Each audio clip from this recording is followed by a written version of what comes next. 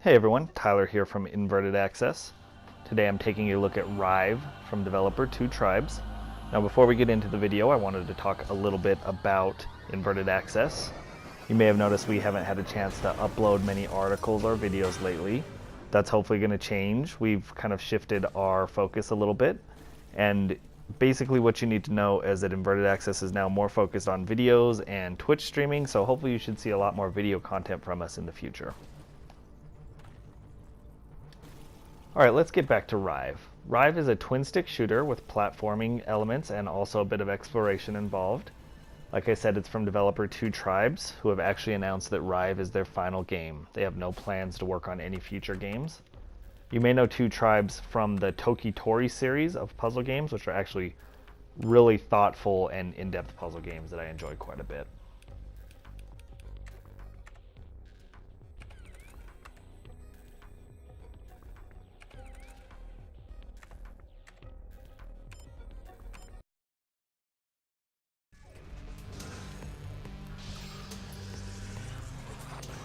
Here I'm starting up the second mission early in the game. The reason I chose this mission is because it shows off several different elements of the game. Right now you'll see that I'm actually in a no gravity area, so I float across the screen, firing my machine gun with the right stick, just moving around with the left stick. Here in a minute I'll actually hit gravity, and most of the game actually takes place in areas that are filled with gravity, meaning you're on the ground. You actually have to jump and things of that nature. But the beginning of this level gives a quick look at what the game looks like when you're in the non-gravity modes.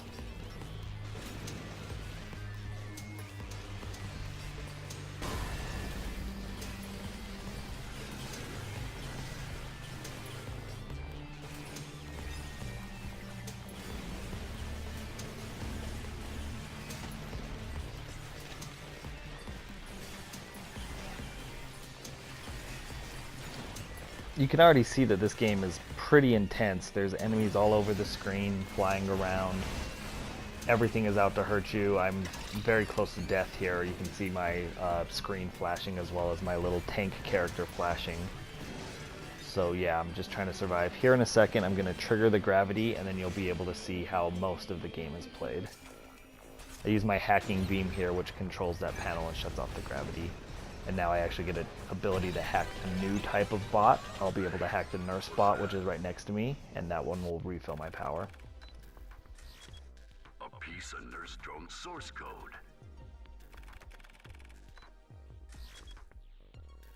That's pretty useful.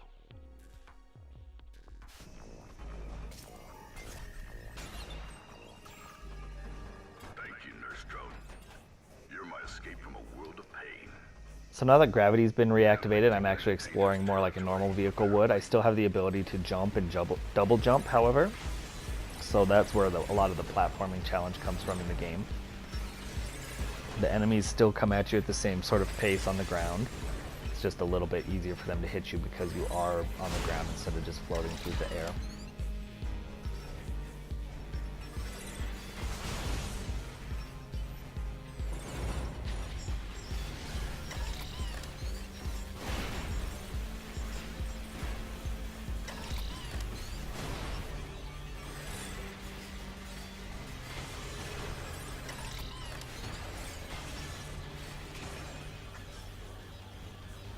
This is an interesting section of the level and kind of a situation that you'll run into several times as you play through the game.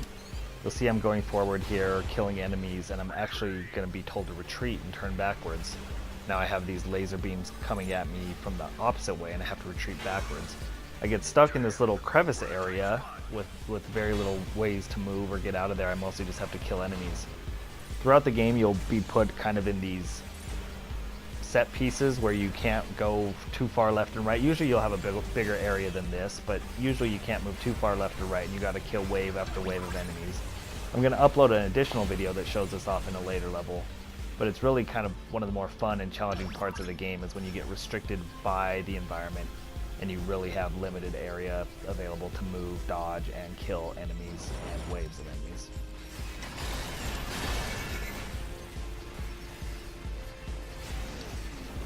The controls in RIVE are very smooth and easy to learn.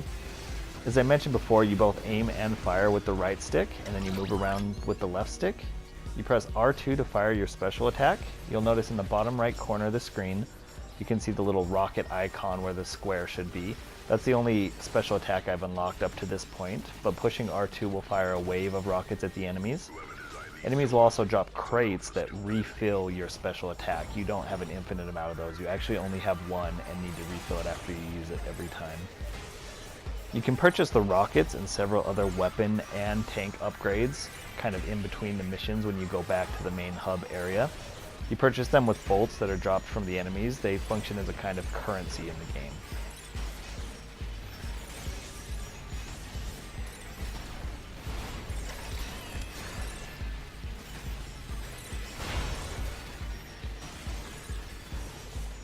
I guess that's it here. Let's move on. A special attack crate. This next area is pretty intense and a perfect example of what RIVE is. It's a mix of platforming here, want to make sure to avoid all the environmental hazards while you're taking out the enemy robots. As I move forward, I'm going to get restricted by these electrical beams that aren't going to let me move either backwards or forwards. Now I'm stuck in this area and have to take out these wave of enemies. There's lots of these segments throughout the game, and they're one of the most fun parts of the game, but they're very difficult. You know, your goal is to survive, which is something I don't do successfully right there. Fortunately, the game is very generous with checkpoints. It does not fill your health as you checkpoint. You kind of checkpoint to where you were, your exact status at the last checkpoint area.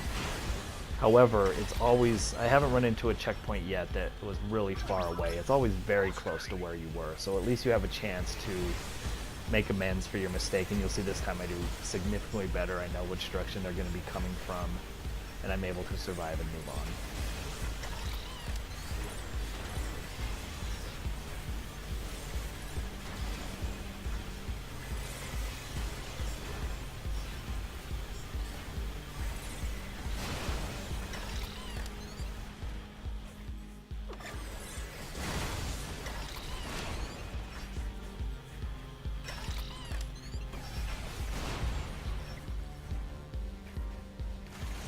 Roaches.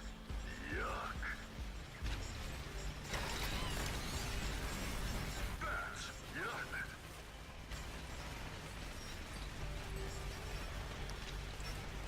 Here we're getting to the end of the mission. There's another large set piece with conveyor belts and saw blades and pistons that will come down and crush you instantly. And of course the robot enemies as well that you still have to kill. It's a tough game. This area is tough. The whole game is very tough. I've run into a lot of areas where I've had to replay it several times, but I haven't got completely stuck yet. But it's definitely not an easy game. Definitely prepare for a challenge if you're looking at RIVE. I'll be back here in just a minute to close out the video. Enjoy watching me die and then actually succeed at this area. The video ran a little bit longer than I had hoped because of the times I died, but I think it's a really good example of what RIVE is, and whether you'll like it or not, you should really be able to tell just from this video. So I'll be back in just a minute to close out.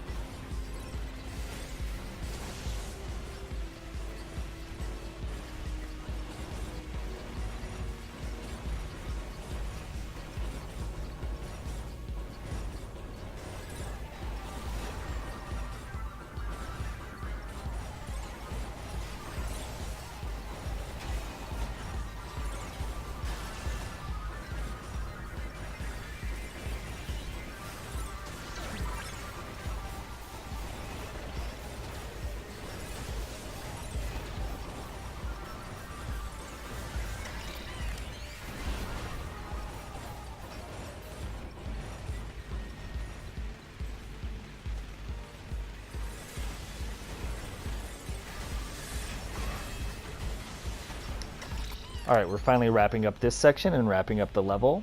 This was a really intense little set piece, and it's kind of exactly what you can expect with RIVE.